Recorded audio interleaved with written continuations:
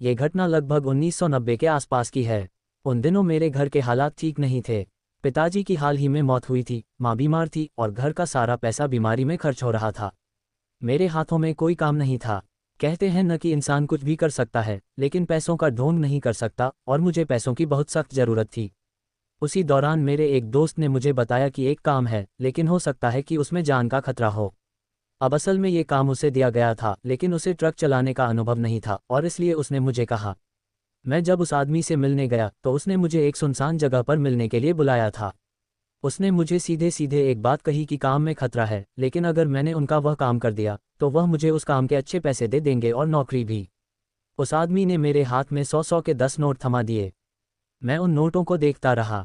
देख रहा था कि कुछ कागज़ के मामूली टुकड़े नहीं, बल्कि मेरे घर वालों की जिंदगी का फैसला करने वाले थे। नोटों से भरी मुट्ठी मैंने बंद की और उन्हें हाँ कहा। उस दिन काफ़ी दिनों बाद मेरे घर वालों ने अच्छा खाना खाया। मैंने घर वालों के लिए हफ्ते भर का राशन भर दिया और दूसरे दिन सुबह फिर उसी आदमी से मिलने चला गया। उस अनजान आदमी ने मेरे हाथ में ट्रक की चाबी थमा दी और अपना एक दूसरा आदमी मेरे साथ ले जाने के लिए कहा। वही आदमी मुझे ठिकाने पर ले जाने वाला था। तुम जानते हो न तुम क्या करने जा रहे हो। यह आदमी तुम्हें रास्ते में समझा देगा कि तुम्हें क्या करना है। तुम्हारे ज़रूरत का सारा सामान ट्रक के अंदर है। मैंने सिर्फ हाँ में अपना सिर हिलाकर उन्हें जवाब दिया। उस आदमी ने आगे कहा, एक और बात, शायद वहाँ तुम्हारी कोई मदद न कर सकेगा, मैं भी नहीं, क्योंकि खुद मुझे भी नहीं पता कि वहाँ क्या है। बस इतना बता सकता हूँ कि पिछले 3 महीनों में हमारे 5 लोग गायब हो चुके हैं। एक भी वापस नहीं आया, जिंदा है भी या नहीं पता नहीं। और इसलिए यह आदमी तुम्हारे साथ जंगल तक तो आ जाएगा, लेकिन जंगल के अंदर नहीं। इतना बोलकर उस आदमी ने मुझे वहाँ से आगे जाने के लिए कहा। मेरे साथ जो दूसरा आदमी था उसने मेरे हाथ से ट्रक की चाबी ली और मुझे कहा, तुम आराम करो, शायद वहाँ तुम्हें आराम न मिले। मैं उसके साथ ट्रक में बैठ गया और फिर वह मुझे बताने लगा। तुम्हें पहले ही बता दूं कि यह एक गैरकानूनी काम है। 3 महीने पहले कुछ आदमी इस ट्रक को दूसरे राज्य से मिला रहे थे, लेकिन पुलिस से बचने के लिए उन्होंने जंगल के रास्ते से जाने का निर्णय लिया। और ट्रक फिर जंगल से बाहर ही नहीं आया। कहाँ फंसा है, उनके साथ क्या हुआ है, कुछ पता नहीं। 3 महीनों में अब तक 5 लोग वहां गायब हो चुके हैं, लेकिन उनमें से कोई वापस नहीं आया। मैंने बीच में उसे कहा, हो सकता है कि उनमें से ही कोई उस ट्रक को लेकर भाग गया हो। उसने जवाब दिया, नहीं, हमारे कुछ लोग जंगल के बाहर वाले रास्ते पर कई दिनों से हैं। उन्होंने आज तक कोई भी ट्रक जंगल से बाहर नहीं निकलते देखा। और इसलिए इस बार मुझे तुम्हारे साथ भेजा गया है, ताकि भले ही ट्रक मिले या नहीं, लेकिन कुछ तो पता चले कि वहाँ क्या है। मैंने उस आदमी से अगला सवाल किया, उसमें ऐसा क्या है। वह भी नहीं जानता था, लेकिन उसने कहा, तुम्हें डरने की जरूरत नहीं है। तुम्हारा काम सिर्फ ट्रक को जंगल से बाहर ले आना है, बाकी मैं संभाल लूंगा। अब मैं उस बारे में सोचने लगा था कि वहाँ ऐसा क्या हो सकता है जिसके कारण लोग गायब हो रहे हैं। क्या जंगल के अंदर कोई डाकू लुटेरे हैं या कोई शिकारी जानवर। हमें किस चीज़ के लिए तैयार रहना है, ये पता हो तो लड़ना थोड़ा आसान हो जाता है। मैं वहीं पर पीछे लेट गया और सोचने लगा कि आखिर मुझे क्या और कैसे करना है।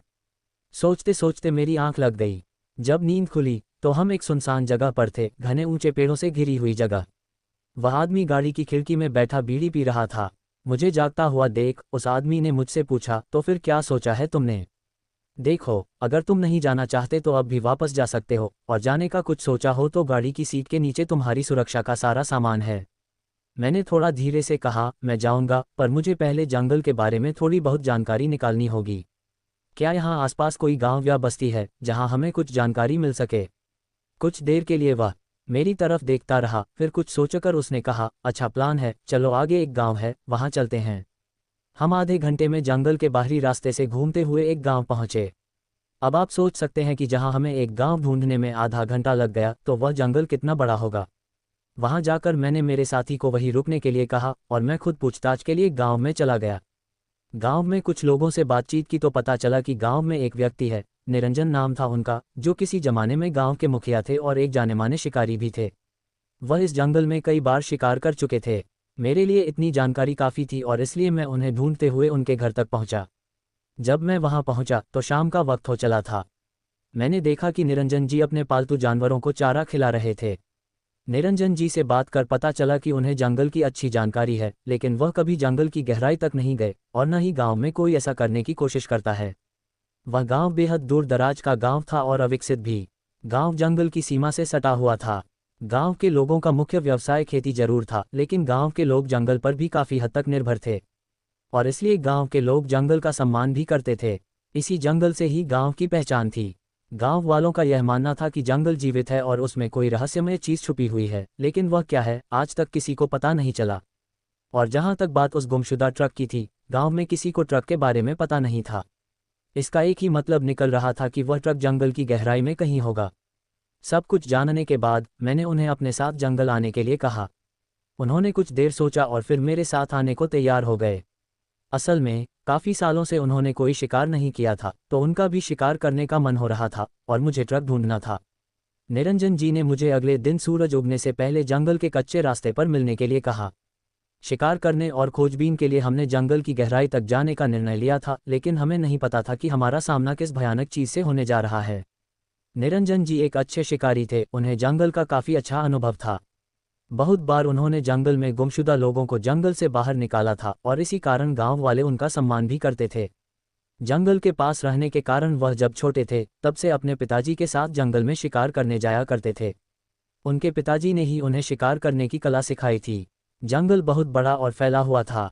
गांव वालों को पता था कि उन्हें जंगल के किस सीमा तक जाना है, लेकिन जो लोग कोई बड़ा शिकार करना चाहते थे उन्हें जंगल के और थोड़ा अंदर जाना पड़ता। लेकिन जंगल के गहरे हिस्सों तक आज तक कोई नहीं गया था, क्योंकि जंगल जितना गहरा था उतना ही खतरनाक भी था। अगले दिन सुबह मैं अपने उस साथी के साथ जंगल के रास्ते पर बैठकर निरंजन जी का इंतजार कर रहा था। सूरज उगा भी नहीं था कि निरंजन जी अपने दो साथियों को लेकर उस रास्ते पर चले आए। हाथों में जलती मशालें थीं, पीठ पर जरूरी सामान था, उनके पास धारदार हथियार, बंदूकें, चाकू सब था जो बड़े से बड़े जानवर को भी मार गिरा दे। मैंने भी सीट के नीचे से अपने लिए एक बैग और एक बंदूक ले ली। बैग में ट्रक रिपेयर करने का थोड़ा बहुत जरूरी सामान था। इसके बाद हम सभी जंगल के रास्ते पर जाकर खड़े हो गए। निरंजन जी ने मेरी तरफ देखकर कहा, तुम्हें पहले ही बता दूं कि ट्रक को ढूंढने के लिए शायद हमें जंगल की गहराई तक जाना होगा, क्योंकि ट्रक अगर जंगल के ज़्यादा अंदर ना होता तो अब तक गांव वालों को पता चल गया होता और शायद हमें हमारा शिकार भी वही मिलेगा। गहरे जंगल में शिकार करने के लिए कोई नहीं जाता, कोई इतनी हिम्मत नहीं करता। बड़े शिकार कभी आसानी से हाथ भी नहीं लगते। कभी कभी 2-3 दिन तक जंगल के अंदर रुकना पड़ता है। मैंने उनकी उस बात पर अपनी गर्दन हाँ में हिलाकर उन्हें सहमति दी और उन्होंने अपनी बात जारी रखी। जंगल कई अनजान और रहस्यमय चीज़ों से भरा होता है। तुम सोच भी नहीं सकते कि कब तुम्हारे सामने क्या आकर खड़ा हो जाए। और सबसे डरावनी बात क्या है पता है? तुम भाग भी नहीं सकते, क्योंकि हम जिनका शिकार करना चाहते हैं वह उनका क्षेत्र होता है और हमारे लिए वह शिकार होते हैं। ठीक उसी तरह उनके क्षेत्र में उनके लिए हम शिकार होते हैं, और हर शिकारी अपने क्षेत्र का सबसे शातिर शिकारी होता है। इसी में तुम्हारा भी काम हो जाएगा। ट्रक मिल गया तो हम ट्रक से ही वापस चले आएंगे। मेरे लिए ये सब पहली बार था। जंगल, जंगली जानवर, घनी झाड़ियाँ, ऊंचे पेड़, सब तरफ ऊंची घनी घास, और इन सब के साथ मैं उस जंगल में रात भी बिताने वाला था। निरंजन जी ने सूरज उगने से पहले ही जंगल की यात्रा शुरू की और हम जंगल के किनारे तक पहुंच गए। सूरज उगते ही फिर हम सब ने जंगल के अंदर कदम रखा और जंगल की गहराई तक जाने का हमारा सफ़र शुरू हुआ। निरंजन जी अच्छे से जानते थे कि दिन का समय जंगल के गहरे हिस्सों में जाने के लिए सबसे अच्छा होता है। हम लगभग 4-5 घंटों से चल रहे थे। इतनी देर चलने के बाद उन्होंने सभी को आराम करने के लिए कहा। ये सुनकर मुझे थोड़ी राहत महसूस हुई, क्योंकि लगातार 4 घंटे से चलने के कारण मेरी हालत खराब हो गई थी। जंगल भले ही ठंडा और आरामदायक था, लेकिन उसके टेढ़े मेढ़े उबड़ खाबड़ रास्ते थका देने वाले थे। हम घने जंगल के बीच बैठ गए। आसपास तरह तरह के पक्षियों और कीड़ों की आवाज़ें आ रही थीं। हम सब ने वहीं पर बैठकर अपना खाना खत्म किया, फिर कुछ देर वहीं आराम किया और आपस में यहाँ वहाँ की बातें करने लगे। और करीबन 1 घंटे अपने आप को आराम देने के बाद हम फिर से आगे सफ़र पर निकल पड़े। इतनी देर चलने के बाद हमें कोई ट्रक या कोई निशान नज़र नहीं आया। सावधानी से और चुपचाप चलते हुए लगभग 2 और घंटे चलने के बाद निरंजन जी ने सभी को रुकने का संकेत दिया। उन्हें रात के लिए कैंप साइट सेटअप करने के लिए एक अच्छी जगह दिखाई दी थी। उन्होंने हम सब की तरफ देखते हुए कहा, हमें शायद आज यही रुकना पड़ सकता है। अब तक गाड़ी के कोई निशान नहीं मिले हैं। हम जंगल के काफ़ी अंदर आ चुके हैं और हमें शायद और अंदर जाना होगा, लेकिन उससे पहले हमें रात गुजारने का इंतजाम करना होगा। हम जहाँ रुके थे वह एक छोटी समतल जगह थी, जैसे कोई छोटा मैदान हो, और वहीं पास से एक छोटी पानी की धारा बह रही थी। कैंप लगाने के लिए सबसे अच्छी जगह थी।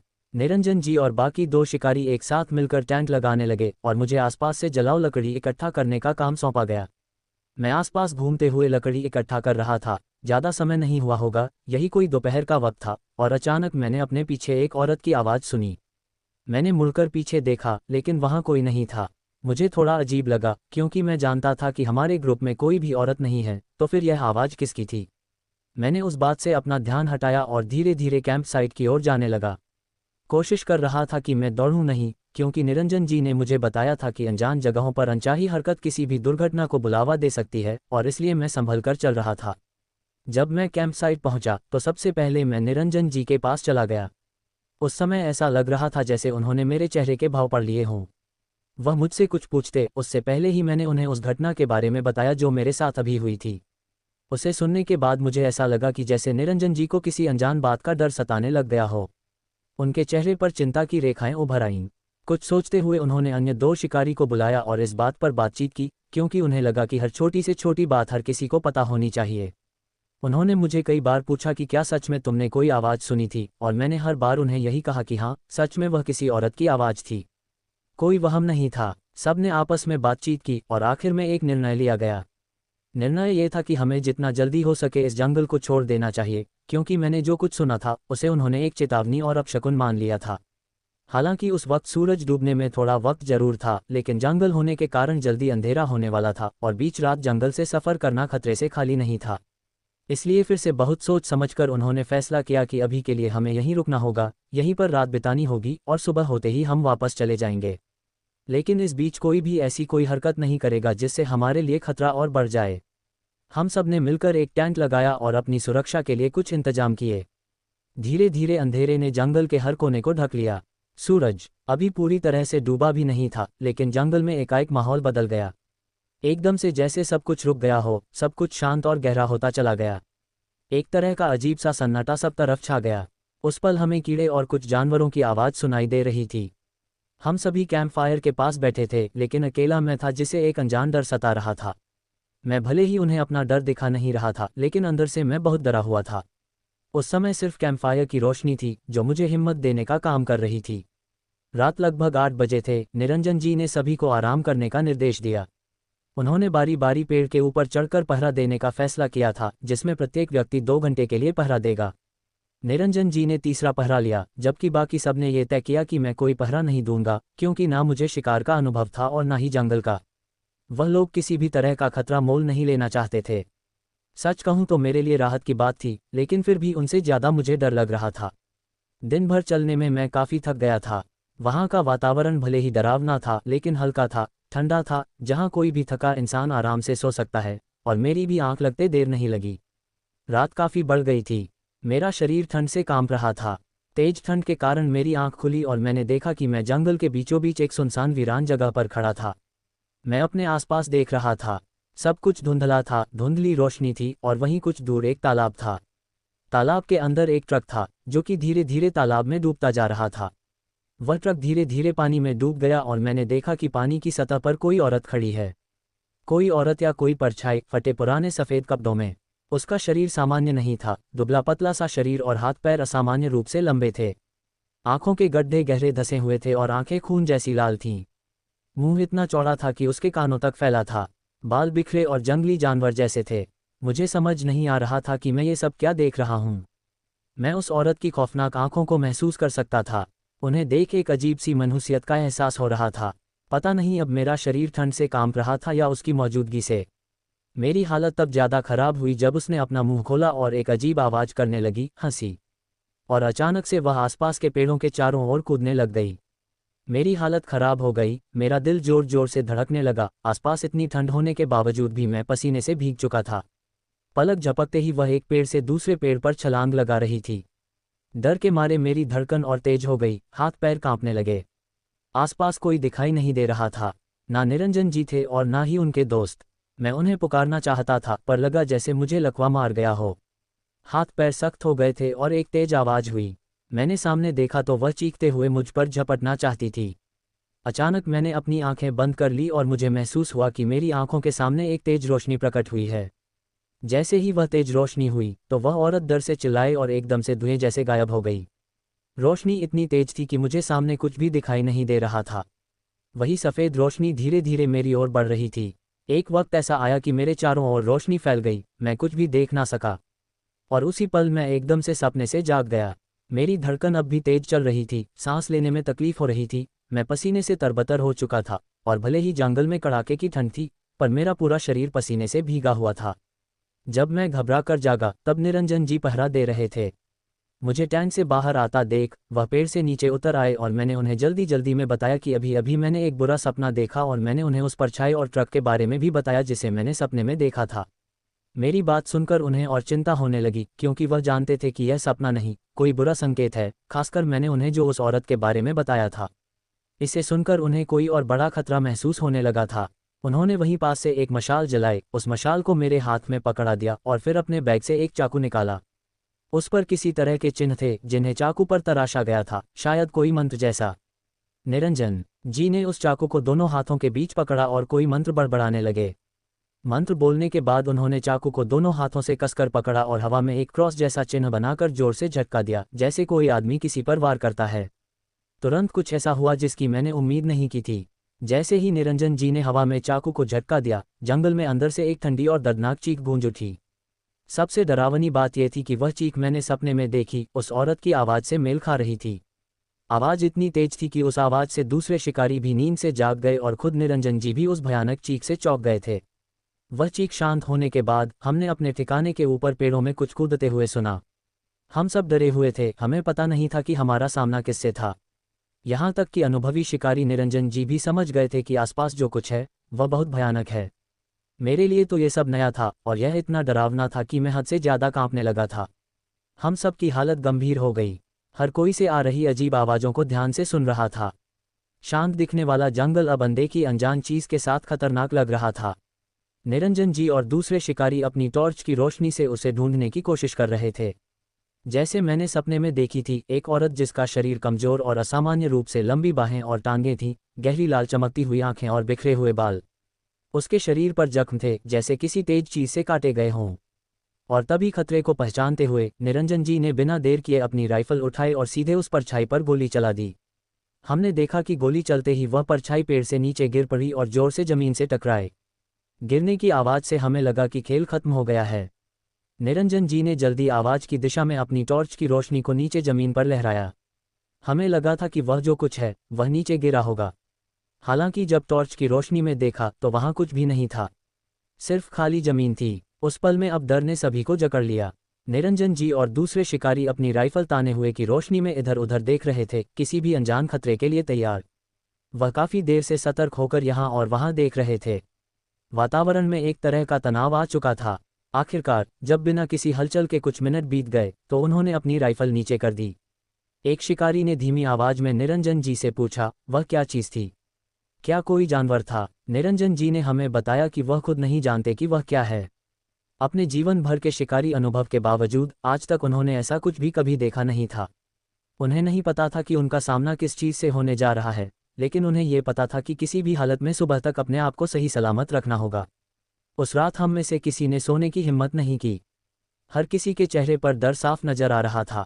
कहीं से भी थोड़ी आहट सुनाई देती तो सबके चेहरों पर डर की रेखाएं उभर आती। हम में से हर कोई जानता था कि वह जो कुछ है वह तेज है और कभी भी हमें नुकसान पहुंचा सकता है। उस रात हम रात भर जागते रहे।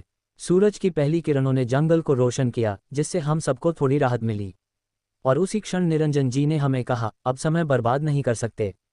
उन्होंने हम सभी को जल्द से जल्द सामान पैक कर तुरंत वापस उसी रास्ते पर चलने का आदेश दिया जहां से हम अंदर आए थे। फिर लगभग 4 से 5 घंटे चलने के बाद निरंजन जी ने सभी को एक जगह आराम करने के लिए कहा। हमें वह थोड़े परेशान लग रहे थे। हमें लग रहा था कि हम खतरे से दूर हैं, लेकिन वह थोड़े परेशान थे। उनके चेहरे पर उलझन को मैं साफ साफ देख पा रहा था। किसी बात का डर या चिंता सता रही थी। हम सब ने देखा कि उन्हें कुछ अजीब लग रहा है, क्योंकि वह बार बार अपने आसपास के इलाके को और पेड़ों को देख रहे थे। कोई उनसे कुछ पूछता उससे पहले ही सभी का दिल कांप उठा जब निरंजन जी ने कहा, मुझे लगता है कि हम खो गए हैं। उस पल हम सब की सांसें तेज हो गई थीं। हम सभी किसी पागलों की तरह आसपास पेड़ों को और झाड़ियों को देखने लगे थे। उन्होंने अपनी बात को साफ करते हुए कहा, मुझे यकीन था कि मुझे रास्ता पता है, लेकिन ऐसा लग रहा है कि हम गोल गोल घूम रहे हैं। जब हमने जंगल के अंदर प्रवेश किया था तो मैंने जो कुछ निशान पीछे छोड़े थे वह सब लगभग गायब हो चुके हैं। हम हैरान होकर उनकी बातें सुन रहे थे। हम सभी की आंखों में निराशा थी। मैं तो अपने देवताओं को याद करने लगा, मन ही मन में भगवान से प्रार्थना करने लगा। पता नहीं अब आगे क्या होने वाला था। हमने फिर से रास्ते पर चलना शुरू किया। फिर से 2 घंटे चलने के बाद हम फिर उसी जगह पर आ गए जहां हमने रात को टेंट लगाया था। हम सबका दिमाग चकरा गया था। कुछ समझ में नहीं आ रहा था कि हम आगे क्या करें। दोपहर हो चुकी थी और अभी हम उसी जगह पर थे। निरंजन जी खुद उस बात से परेशान लग रहे थे। दूसरे शिकारी भी अब घबराए हुए थे। मैंने निरंजन जी से पूछा, क्या हमें यहीं रुकना चाहिए? उन्होंने घबराई नज़र से अपने आसपास देखकर कहा, नहीं, शायद हमें चलते रहना चाहिए, क्योंकि वह जो कुछ है उसे पता है कि हम कहाँ हैं, और हमने तो उस पर हमला भी कर दिया है। हमें कोई और जगह देखनी होगी। चलो, अब भी रात होने में काफ़ी वक्त है। मैंने उन्हें रोकते हुए कहा, और जिस ट्रक को हम ढूंढने आए थे उसका क्या? निरंजन जी ने मुझे आसपास देखने का इशारा कर कहा, देखो, इस जंगल को देखो। क्या तुम्हें लगता है कि तुम्हें ट्रक मिल भी गया तो तुम आसानी से यहाँ से निकल पाओगे? और जो तुमने सपने में देखा वह सच था। तुम जिस ट्रक को ढूंढ रहे हो वह पानी में डूब चुका है। अभी सिर्फ अपनी जान बचाओ, क्योंकि सर सलामत होगा तो ही पगड़ी पहन सकते हो। उनकी बात भी सही थी। हमने फिर से चलना शुरू किया। शाम ढलने लगी थी, रात होने में कुछ ही समय था। हमें अब कोई रास्ता नजर नहीं आ रहा था। क्या होने वाला था? हम क्या करने वाले थे? किसी के पास कोई जवाब नहीं था। थक हार कर निराश होकर हम फिर से एक जगह पर बैठ गए। हम बस एक दूसरे के चेहरे को देख रहे थे। कोई कुछ नहीं कह रहा था। शायद सब मान चुके थे कि अब आगे हम कुछ नहीं कर सकते। निरंजन जी ने अपनी आंखें बंद की और भगवान से प्रार्थना करने लगे। उन्हें देख हम सब ने हाथ जोड़ दिए और हम भी अपने अपने भगवान से प्रार्थना करने लगे। थोड़ी देर बाद एक शिकारी को धुएं की गंध महसूस हुई। उसने सभी को बताया कि उसे कहीं से धुएं की गंध आ रही है, और जब निरंजन जी ने यह बात सुनी तो उन्होंने अचानक से आंखें खोली और वह हवा में सूंघने की कोशिश करने लगे। सच में किसी तरफ से जलने की गंध आ रही थी। उन्होंने तब तुरंत धुएं की दिशा में जाने का फैसला किया, क्योंकि अगर कुछ जलने की गंध आ रही है तो इसका मतलब ये हो सकता है कि आसपास दूसरा कोई शिकारी हो सकता है जो उनके जैसे जंगल में शिकार करने आया हो और उसने आग जलाई हो। हम लगभग 200 मीटर तक उस गंध का पीछा करते हुए एक बांस के झुरमुट के पास पहुंचे। देखा तो वहां झुरमुट के नीचे ध्यानमग्न एक बौद्ध भिक्षु को पाया। भिक्षु साधक को देखकर हमें बड़ी राहत महसूस हुई और बहुत खुशी हुई। निरंजन जी ने हम सभी को उन्हें प्रणाम करने के लिए कहा। भिक्षु साधक युवा और सुंदर दिखाई दे रहा था, साफ और चमकता हुआ शांत चेहरा। हम उनके सामने जाकर खड़े हो गए, फिर भी वह शांति से ध्यान में बैठे हुए थे। निरंजन जी भिक्षु साधक के और पास चले गए और आदरपूर्वक हाथ जोड़कर उन्हें कहा, नमस्ते, आपको प्रणाम करता हूँ, कृपया हमारा प्रणाम स्वीकार करें। भिक्षु साधक ने बड़ी शांति से अपनी दोनों आंखें खोलीं और एक पल के लिए हम सब की ओर देखा, और फिर उन्होंने प्यार भरे स्वर में कहा, क्या मैं आपकी कोई सहायता कर सकता हूँ?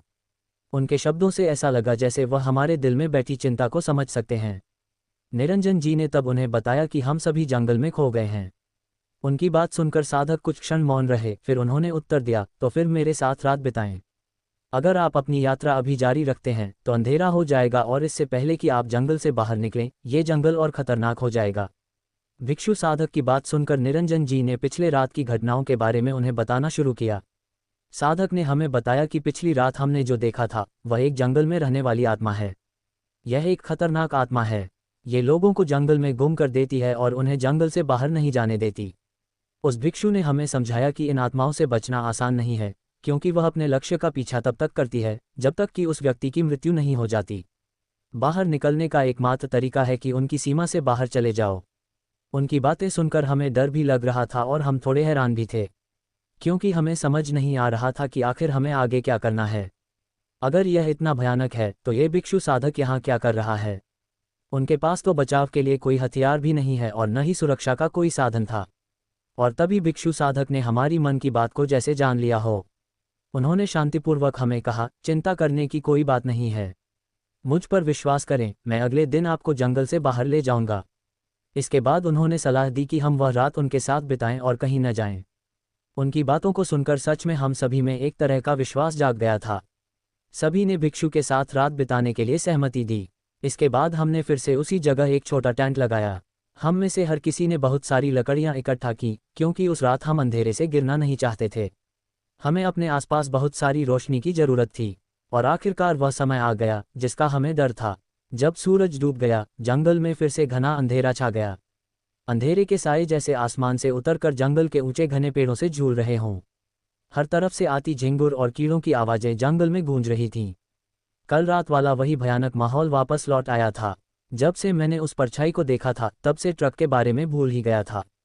हमें सिर्फ इस बात का सुकून था कि उस रात भिक्षु साधक हमारे साथ थे। भिक्षु साधक अपने छोटे तंबू में ध्यानमग्न थे और हम सब बस जाग रहे थे।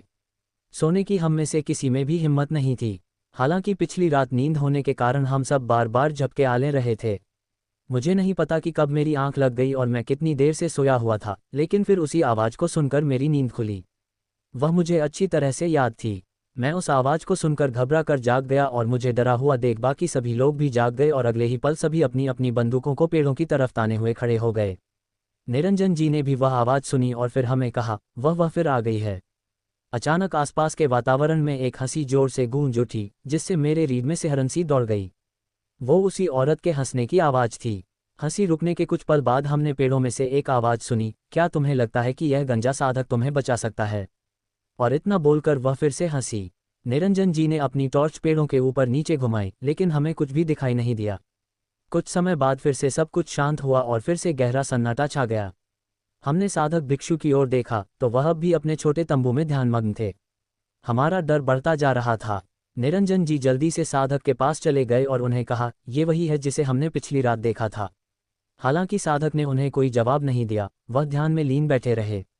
ये देखकर हम और भी परेशान हो गए, पता नहीं आगे क्या होने वाला था। उन्होंने 2-3 बार उन्हें कहा पर उनमें कोई हलचल नहीं हुई। मैं देख सकता था कि वहां हर कोई बहुत डरा हुआ था, सिवाय उस साधक के। इसलिए हम सभी साधक के तंबू के पास चले गए और वहीं पर रुके। उस भिक्षु साधक पर किसी बात का कोई असर नहीं हो रहा था, वह शांत बैठे थे। हम सबकी आंखों पर नींद सवार थी, लेकिन डर के मारे कोई सो नहीं रहा था। और उसी वक्त हमें सरसराहट की आवाज़ आने लगी। हमने देखा कि सामने बांस का जंगल हिलने लगा था। उस घने अंधेरे में टॉर्च की रोशनी से झांकते हुए हमने देखा कि वहां कुछ ऐसा है जो लगभग 3 मीटर ऊंचा है, एक रहस्यमयी काली परछाई जो धीरे धीरे हमारे सामने उभर रही थी, बांस को अलग करते हुए हमारी ओर बढ़ रही थी। ये वही जंगल की आत्मा थी जो धीरे धीरे हमारे सामने आकर खड़ी हो गई। उसे देख पहली बार निरंजन जी की सांसें तेज चलने लगीं। शायद उन्हें उस बात का डर था कि पिछली रात उन्होंने उस पर गोली चलाई थी और इस बार वह हमारे बहुत करीब थी। हम सभी डरे हुए थे, डर से कांप रहे थे। सबकी धड़कनें तेज चल रही थीं। मैं तो इतना डर गया था कि मेरे हाथ पांव ने काम करना ही बंद कर दिया और मैं बेजान सा वहीं बैठ गया। मैं पीछे पीछे तंबू की ओर सरकने लगा और उस पल मैंने उस परछाई की वो डरावनी आवाज़ सुनी, तुम सब मारे जाओगे, तुम सब मारे जाओगे, तुम्हारा वक्त आ चुका है।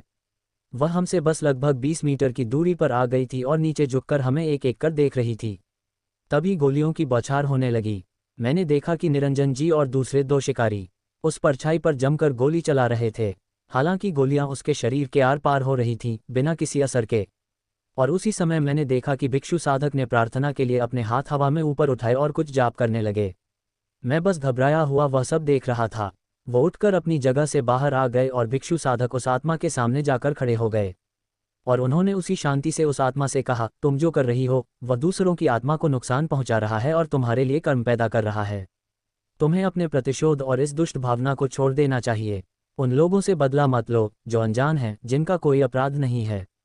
मैं प्रार्थना करता हूं कि तुम्हें अपनी गति प्राप्त हो।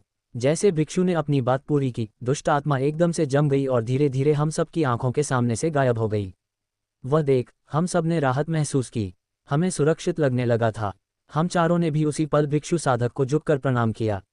भिक्षु ने अपनी उसी शांत आवाज में हमें कहा, अब आप सुरक्षित हैं, चिंता की कोई बात नहीं है। उस भिक्षु साधक के शब्दों से मिली शांति ने हमें उस बची हुई रात में सोने की इजाजत दे दी थी। जब अगली सुबह हम जागे तो आसपास देखकर हैरान रह गए, क्योंकि हमारे आसपास का क्षेत्र अब उस जंगल के जैसा नहीं था। और इसके अलावा भिक्षु साधक का छोटा तंबू जो हमारे सोने की जगह के पास था, अब वह खाली था। भिक्षु साधक कहीं दिखाई नहीं दे रहे थे।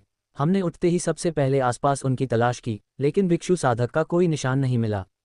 काफ़ी देर यहाँ वहाँ ढूंढने के बाद हम सब निराश हो गए और फिर आखिरकार निरंजन जी ने वहाँ से वापस जाने का फैसला किया। उन्होंने फिर से सभी को अपना सामान बांधने के लिए कहा। हम सब ने बस कुछ ही दूरी पार की होगी कि निरंजन जी उत्साहित होकर चिल्ला उठे। उन्होंने जंगल से बाहर निकलने का रास्ता ढूंढ लिया था। 50 मीटर से भी कम की दूरी पर जाकर हम जंगल के किनारे तक पहुंच गए थे। जंगल के बाहर निकलकर हम सब ने उस जंगल को और भिक्षु साधक के लिए हाथ जोड़कर प्रार्थना की, मन ही मन में उन्हें धन्य दिया। अगले कुछ ही देर में हम जंगल वाले उस रास्ते से बाहर थे जहां ट्रक में बैठा मेरा साथी मेरा इंतजार कर रहा था। मुझे वहां छोड़कर निरंजन जी अपने गांव चले गए। मेरा साथी मेरी हालत देखकर समझ गया था कि हमारे साथ कुछ बहुत बुरा हुआ है। मैंने उसे जंगल में घटी पूरी घटना बताई। सच कहूँ तो वह अच्छा आदमी था, अच्छा इंसान था। मैंने उसे साफ साफ बताया कि मैं ट्रक को ढूंढ नहीं सका, लेकिन मेरा उस चीज़ से सामना हो गया था जिसके कारण ट्रक जंगल में फंसा है, और शायद वह ट्रक जंगल के बीच किसी तालाब में डूब चुका है और उसे निकालना अब आसान नहीं होगा। उस आदमी ने मुझे कुछ भी नहीं कहा, वह आदमी बस इस बात से खुश था कि मैं जिंदा वापस आया था। सच कहूँ तो बाद में मुझे कोई काम नहीं मिला, नहीं कोई पैसे मिले, लेकिन एक चीज़ जो मैंने सीखी थी वह ये कि ज़िंदगी में कितनी भी मुश्किलें क्यों ना हो, अगर आप उनका शांति से और प्यार से सामना करें तो मुश्किलें अपने आप ही दूर हो जाएंगी।